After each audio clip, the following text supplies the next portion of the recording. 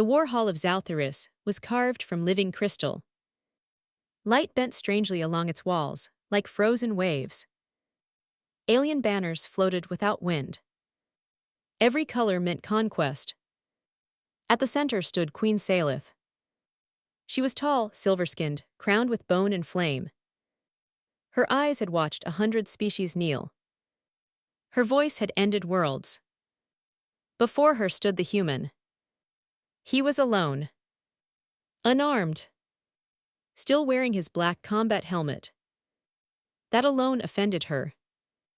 "Remove it," Queen Salith commanded. Her words echoed, layered with psychic force. Most beings collapsed when she spoke. This human did not move. The court hissed in anger. Human soldiers were legends of chaos. Brutal, loud, reckless. Yet this one stood like a stone. Salith rose from her throne. "Your kind hides behind masks," she said. "Show me your face." The human inclined his head slightly. "My face is not for intimidation," he said calmly. "It is for remembrance." Murmurs spread across the chamber. Salith narrowed her eyes. She had demanded the heads of kings before. This was nothing. "Remove it," she repeated, sharper now. "Or I will tear it away." The human slowly raised his hands. Not in surrender. In respect. He unsealed the helmet. The locks released with a soft hiss. Air escaped like a breath held too long. The helmet lifted free. And the chamber fell silent. What Salith saw was not what she expected. The human was young. Much younger than the warriors she had imagined. His face was pale, marked with thin scars. Not battle trophies. Surgical lines. One eye was artificial. The other carried a deep, exhausted sadness. But it was his expression that struck her. There was no hatred. No fear. Only grief. The queen felt it hit her mind like a wave. Not psychic attack. Memory. For a split second, Salith saw fire. Cities burning. Children screaming in human tongues. She staggered. "What are you?" she whispered. The human met her gaze. "My name is Elias Moore," he said. "I am what remains." The court erupted. "How dare you infect her mind?" a general roared. "Kill him." Salith raised her hand sharply. Silence returned, trembling. She stepped closer to Elias. "You did not shield your thoughts," she said slowly. "Why?" Elias did not look away. "Because I am tired of hiding," he answered. "And because lies are what made this war." Salith studied his face. She had expected rage. She had prepared for defiance. She was not prepared for sorrow. "You stand before your enemy unmasked," she said. "Do you know what that means?" "Yes," Elias replied. "It means you can finally see me as I am." The queen felt something unfamiliar tighten in her chest. "Your people call us monsters," she said. Elias nodded once. "After you glassed 12 colonies," he said quietly. "Yes, they do." Gasps echoed. Salith's jaw tightened. "You invaded our border worlds first." "We followed a distress signal," Elias said. "From a planet already dead." The words landed heavily. Salith searched his mind again. This time, she did it carefully. What she found shook her. He had been a civilian engineer. Not a soldier. He had watched his family die when Zaltharis fleets burned Earth's outer cities. He had volunteered afterward. Not for revenge. For answers. "You should hate us," she said softly. "I did," Elias replied. "Until I learned hate keeps wars alive." The court shifted uneasily. This was wrong. Humans were not supposed to speak like this. Salith straightened. You demanded peace, she said. And sent this as your envoy. Elias nodded. Because generals think in victories, he said. Survivors think in endings. The queen looked at his scars again. At the artificial eye. At the calm that did not belong on a battlefield. For the first time in centuries, Salith hesitated. The helmet lay forgotten on the crystal floor. And the war, for one fragile moment, held its breath. The hall remained quiet after the helmet was removed. Even the crystal walls seemed to hold their breath. The human, Elias, did not flinch under Salith's intense gaze. He was calm, but his eyes carried storms of memory that no one dared speak aloud. The queen's advisors whispered nervously, their antennae twitching. Some of them were hardened generals who had commanded fleets across 100 star systems. Yet none dared touch him. Something in Elias' presence froze them. Salith circled him slowly, her claws clicking against the crystal floor. She was evaluating, analyzing, trying to uncover a lie. But Elias did not flinch. He met her every movement with an unwavering stare. You are not like the others, she said softly, almost to herself. Your kind would have killed me by now. I am not the others, he said. My kind is full of mistakes, but we also learn from them. His voice was steady, yet it carried the weight of worlds lost. Salith felt that weight press against her mind. She had faced humans before. They were chaotic, reckless, full of passion and fire. But this one was different. There was intelligence and patience and a strange, haunting mercy. Why did you come here alone? She asked. Your people could have sent an army. Why risk yourself? Elias swallowed. Because armies obey orders, he said. They cannot think, they cannot stop what they are doing when it is wrong. I am here to stop the wrong before it becomes more. Salith's lips tightened. She knew this was a bold gamble. Sending a human alone was almost unthinkable. But now, seeing him unmasked, seeing the courage that did not roar, she understood. He had the face of a survivor, but the mind of a commander. A sudden vibration shook the hall. Alarm sirens blared from the walls of the palace. A Zaltharis strike fleet had detected a human fleet approaching the system. Salith's generals froze, but Elias did not move. They think I am alone, he said quietly. They do not know I represent all of Earth. Salith narrowed her eyes. You speak as if your people will obey a single human. They will if I show them the truth, he said. His artificial eye glinted in the shifting light. It is not power they need, it is understanding. And it is the only way to end this war before more worlds burn. The queen felt a pang of doubt, sharp and unfamiliar. Her fleets, her armadas, had crushed civilizations. She had always believed that victory required fire and death. But this human, standing before her, suggested another way. You expect me to trust you, she asked. After everything your species has suffered. Elias tilted his head slightly. I do not expect trust, he said. I only ask for a chance to be seen. Salith paused, her heart beating strangely. For centuries, she had demanded loyalty through fear. Now the armor of her rule felt brittle. This human was cracking it, not with weapons but with truth. A soft whine echoed in the hall. It was not the sirens or alarms, but the hum of the living crystal reacting to the tension. The court shifted nervously. This was not a negotiation anyone had ever seen before. Salith studied Elias again. He bore no conventional weapons.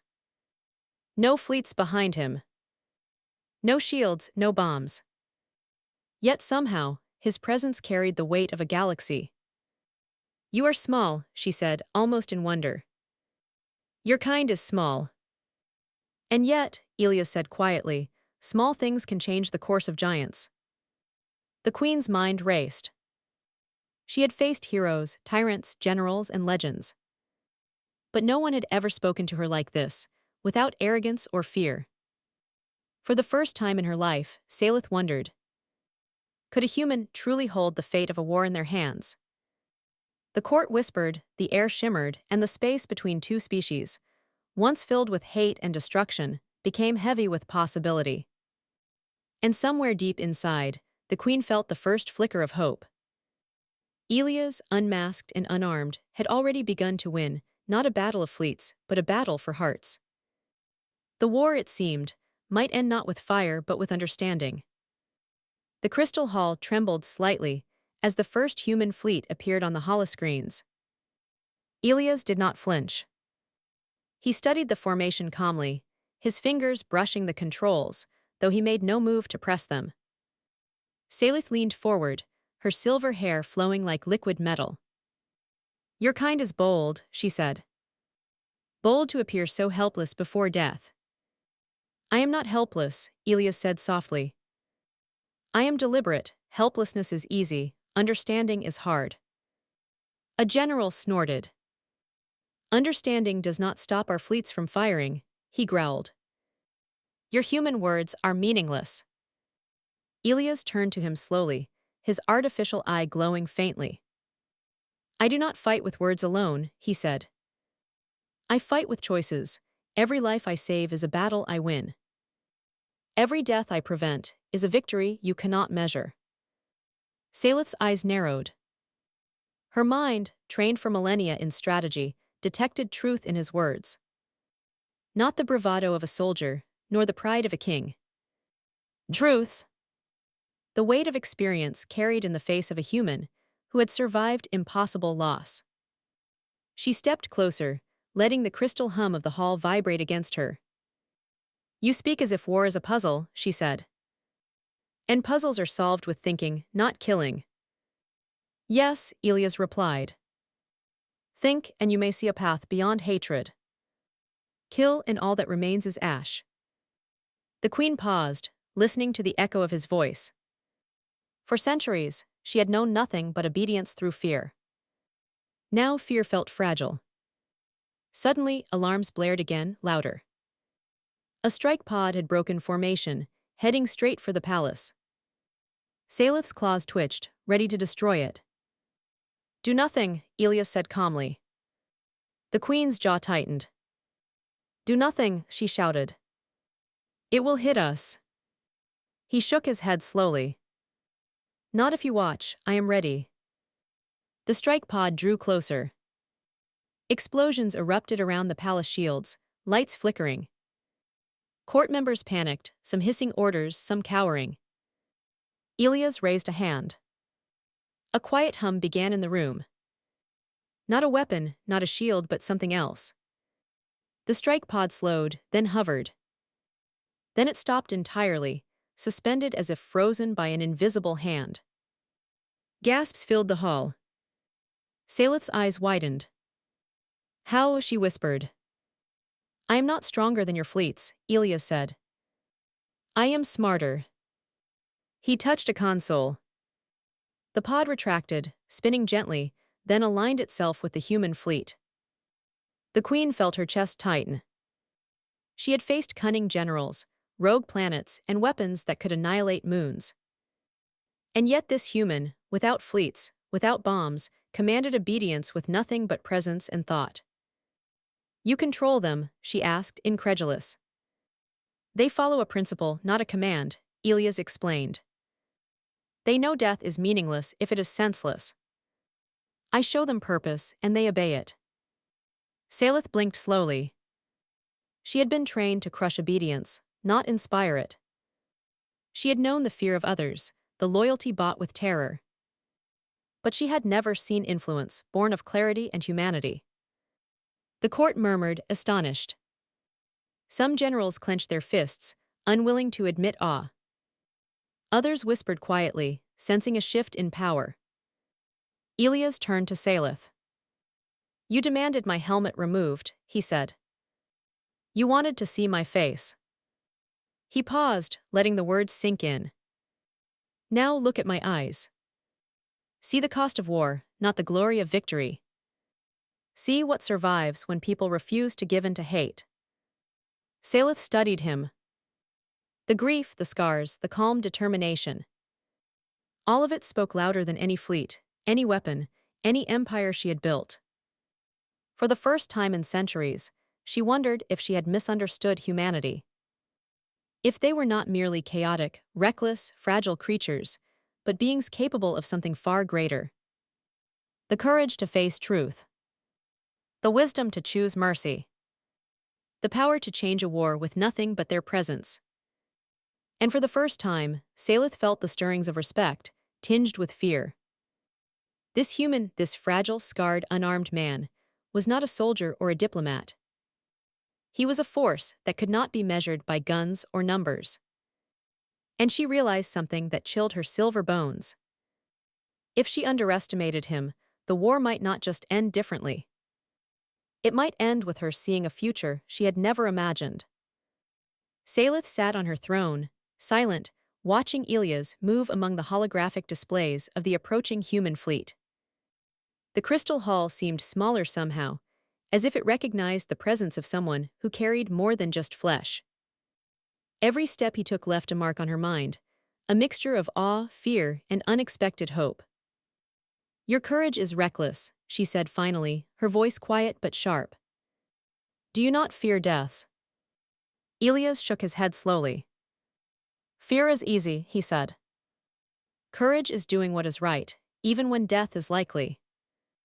She studied his face again, the pale skin, the thin scars, the artificial eye. There was no glamour, no bravado. Only truth. You speak of right and wrong, she said. In a war, that is a luxury my people cannot afford. And yet, it is the only path to survival, Ilias replied. His voice carried no judgment, only clarity. The moment we stop seeing each other as monsters, the moment we stop thinking that killing is victory, that is when life can begin again. The queen's heart, a muscle of cold precision, tightened. For centuries, she had waged war with precision, strategy, and cruelty. She had conquered planets by erasing them from memory. Yet here was a human, teaching her something she could not learn from textbooks or conquests. Salith rose, packing slowly. My fleets, she said. My people, they will not obey philosophy. They obey reason, Ilias said. And reason can be shown. He gestured toward the fleet's holograms. These humans are not mindless, they follow purpose. If you offer clarity instead of orders, they will respond. The queen's claws clenched. She wanted to test him, to challenge his words. And yet, every instinct she had screamed at her to listen. You are human, she said. And yet, your presence bends even my mind. Ilias met her gaze. I am not magic, he said quietly. I am just someone who refuses to hide behind lies. The hall vibrated softly, as if the living crystal itself acknowledged the weight of his words. Salith felt something she had never felt before, vulnerability. You make it sound simple, she said, voice tight. Peace, reason, clarity, as if a single man could carry the fate of millions. I do not carry it alone, Ilias said. I carry the choice. He paused, letting the weight sink in. You show the way and others follow. That is all humans can do, make choices and hope others do the same. The queen felt a strange heat behind her eyes.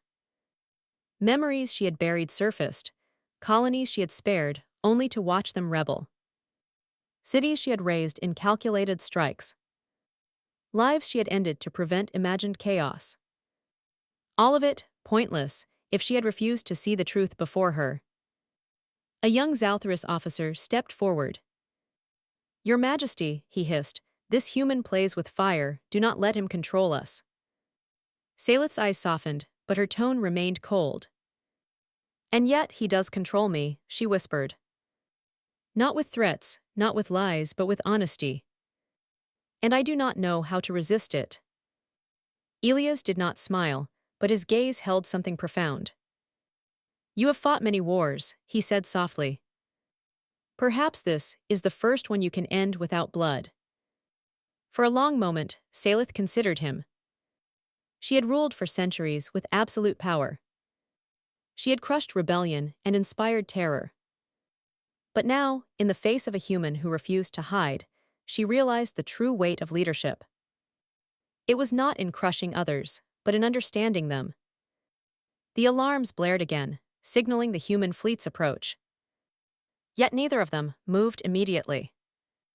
They studied each other, predator and survivor, queen and envoy, both holding the same fragile hope in their hearts. Finally, Salith took a deep breath. If you are right, she said slowly, and humans can lead without destruction, then show me. Her claws hovered over the console. Prove it, Elias Moore. He nodded once, quietly, with no arrogance. The calm in his movements inspired those around him. Even the court, tense and skeptical, began to feel a strange certainty. The queen's mind raced. She had demanded the helmet be removed to see the man. Now she realized seeing him was not enough. She had to see the truth in action. And for the first time in centuries, Salith understood that war was not always won by weapons. Sometimes, it was won by courage, by clarity, and by the choice to stand unmasked, even in the face of impossible odds. The crystal hall, once cold and unfeeling, seemed to hold its breath. The first steps of a fragile peace began, guided by a human who had nothing but his truth. Salith felt her heart stir, fear, hope, and awe all entwined. The queen realized, in that moment, that she might be about to witness a miracle the galaxy had never seen before. The palace trembled as the human fleet entered the system, sleek ships glinting against the void. Salith stood beside Elias, watching silently. Her mind, usually a fortress of strategy and fear, felt strangely open. The weight of centuries pressed against her, yet she could not deny the pull of this human's presence. Your fleet is small, she said, her voice careful. They will not survive if my generals attack. They will, Elias said simply. They understand what is at stake. He pointed to a hologram, showing the positions of each vessel. They know reason, not orders, guides them. A lieutenant hissed in disbelief. Your Majesty, this is madness. You will allow the humans to approach our capital. Salith's silver eyes fixed on him. They will approach if I let them, she said. But they will not fire without purpose. Her claws hovered over the console, unsure whether to intervene or trust Elias. Trust, she realized, was heavier than any weapon. Elias turned to her. Do not mistake silence for weakness, he said softly. Sometimes the most powerful move is to wait, to watch, to let understanding grow. The queen studied him. He was small, fragile, scarred, but there was a force within him she could not name. It was patience. It was clarity. It was the courage to face a galaxy that expected him to fail, and to refuse to do so. She remembered the colonies he had spoken of. The cities destroyed by her fleets. The screams that haunted her dreams like echoes in crystal. And now here was a human, not a soldier, not a hero, but a witness daring her to see the truth. A sudden alert flashed on the display. One of the human ships was under attack by rogue Zaltharis fighters. The palace shook with the hum of distant weapons. The court tensed. Some whispered of retaliation, others of strategy. Elias raised his hand calmly. The rogue ships paused mid-strike, their weapons neutralized by the precise movements of the fleet. No explosions, no screams. Only alignment. Purpose. Understanding. Salith gasped quietly. How? She whispered. They follow reason, Elias said. Not instinct, not hate, reason, and reason respects life when life is respected. The queen felt an unfamiliar warmth in her chest. Her claws, used to shaping empires with fire, itched with restraint instead of power. She had always known control through fear. Now she learned there was strength in compassion. The court murmured, caught between awe and disbelief. Generals clenched fists, unsure if obedience to this human was betrayal or survival. Even the most seasoned officers could not deny the precision and calm with which the human fleet moved. Salith stepped closer to Elias, her silver eyes searching his. "You are different," she admitted softly. "Your people are different." "I do not know if we are," Elias said quietly. "But I know that hatred ends only when someone refuses to let it continue." He paused, letting the words sink. "You have the choice to stop it now, Salith, before more worlds burn."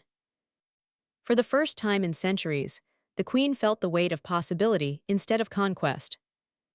She could crush him. She could destroy the human fleet in seconds.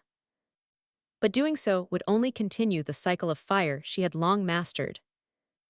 Instead, she took a deep breath. She raised her claws, not in attack but in acknowledgement. "Then show me," she said, her voice steady but soft. "Show me the path your people call reason." Elias nodded once. He turned to his fleet. "Align," he commanded simply. "And watch, learn, choose." The human ships responded as if they had a mind of their own, forming a perfect barrier between the palace and the approaching enemy. No shots were fired. No deaths occurred. Yet the presence of the fleet, united and deliberate, created a pause in the galaxy itself. Salith's breath caught. She realized what this human had done. Without destroying anything, without threatening anyone with death, he had created safety. Not by weapons. Not by fleets. But by the power of reason, patience, and clarity. She turned to her court. "Observe," she said quietly. "Perhaps this is how war ends, not with victory but with understanding." And in that moment, the crystal hall held its breath, the war held its breath, and two species began to see a future that had once seemed impossible. Salith felt a flicker of hope she had never allowed herself to feel. And she knew, deep inside, that the helmet she had demanded removed was the first step toward a truth that could save more than just lives. It could save a galaxy. The crystal hall was silent, save for the hum of the living walls and the soft whispers of the court. Salith stood beside Elias, her silver eyes fixed on the human fleet. Each ship moved in perfect coordination, a dance of precision and restraint. It was not the display of power she expected, yet it impressed her far more than any conquest ever could. Her generals were restless. Some muttered threats, others spoke of betrayal. But Salith raised a claw, and the room stilled.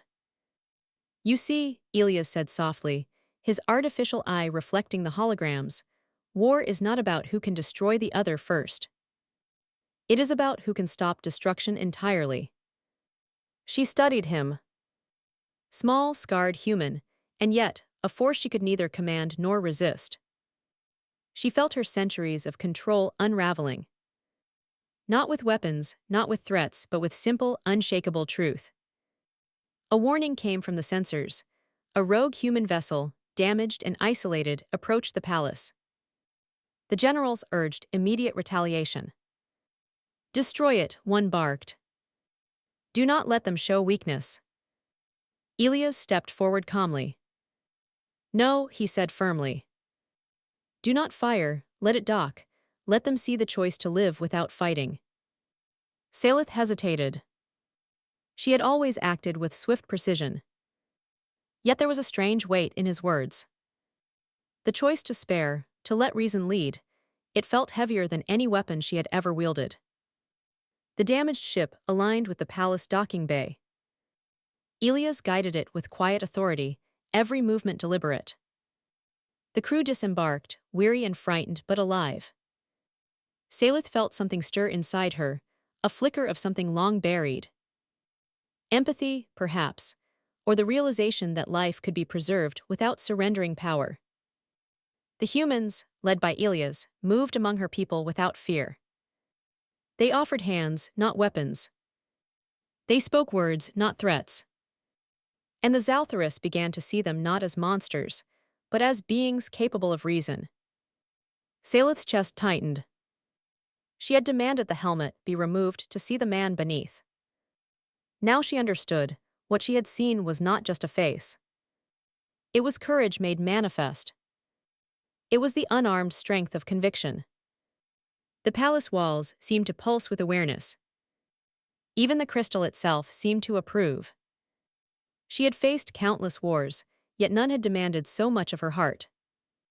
Elias turned to her. "The choice is yours, Salith," he said softly. "To continue as we have, destroying and controlling, or to step forward with understanding and stop the cycle of death." She closed her eyes, feeling the weight of centuries in her mind. She could hear the ghosts of every planet her fleets had raised, every life taken in calculated precision. And she could feel the quiet courage of a single human, standing unarmed, unmasked, and unafraid. For the first time, Salith questioned everything she had known about power. Victory, she realized, was meaningless if it left only ruins. True strength was measured not by conquest, but by the choices one made when destruction was easiest. Her claws hovered over the command console. Every general in the room waited for her signal to strike. Yet she hesitated, listening to the echo of Ilya's words in her mind. Finally, she spoke. "Stand down," she commanded, her voice clear and resolute. "No attacks, no retaliation, not now, not ever." The hall gasped. Some whispered disbelief. Some cried in relief. The generals exchanged tense glances, unsure if loyalty or fear guided them now. Elias nodded once, quietly, without triumph. He had not won with force. He had not demanded obedience. He had only shown the path, and allowed her to choose it herself. Salith felt a warmth spread through her chest, unfamiliar yet not unwelcome. For the first time, she had chosen life over conquest. She had chosen understanding over fear. The humans in Zaltharis began to move together, cautiously at first, but with growing trust. Small bridges formed, simple gestures of peace that carried the weight of hope. And for the first time, the Queen understood the power of unarmed courage, the influence of truth, and the beauty of a choice made with conscience rather than force. Elias, standing unmasked, pale, scarred, and resolute, had changed the course of a war. Not with weapons. Not with fleets. But with the simple, unshakable strength of being seen as he truly was. And Salith knew, deep in her silver heart, that this moment would echo through the galaxy for generations to come. The Crystal Hall was alive with quiet movement. Zaltharis officers lowered their claws, still tense but no longer hostile. Humans moved among them, cautious yet confident, their presence a living testament to patience and courage. Salith stood on her throne, her silver gaze sweeping the room. She had always ruled with fear and precision, yet now she felt something new, possibility. The war, once inevitable, now seemed a fragile thread in the hands of those willing to choose differently. Elias walked beside her, his unmasked face calm, the faint scars and pale skin glowing in the crystal light. He did not boast, he did not command. He simply existed, and in doing so, he shaped reality. "Your fleets are still ready to fire," Salith said softly, watching her generals. "They wait only for a signal." "They do not need one," Elias replied quietly.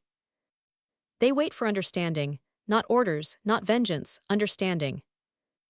His artificial eye reflected the living crystal, a mirror of the choice humanity could make, life over destruction. Salith felt her chest tighten. She had conquered worlds, commanded armies, and ruled through fear for centuries.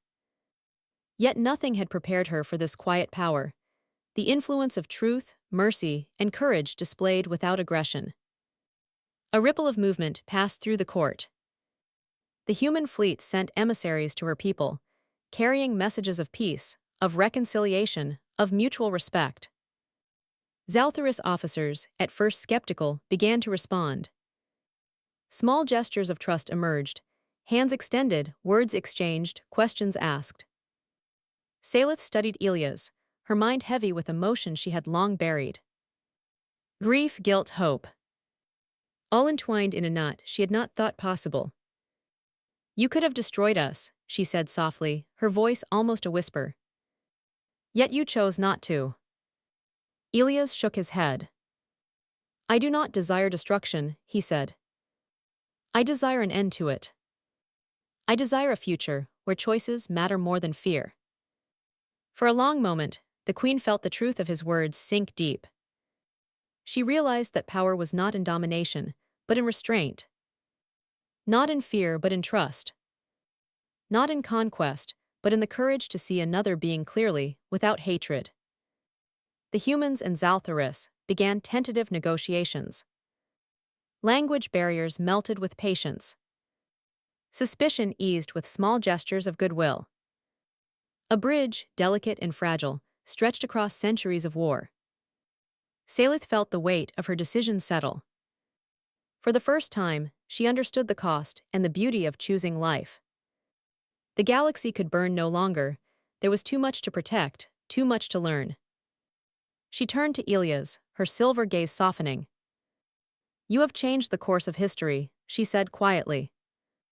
Not with weapons, not with armies, but with who you are.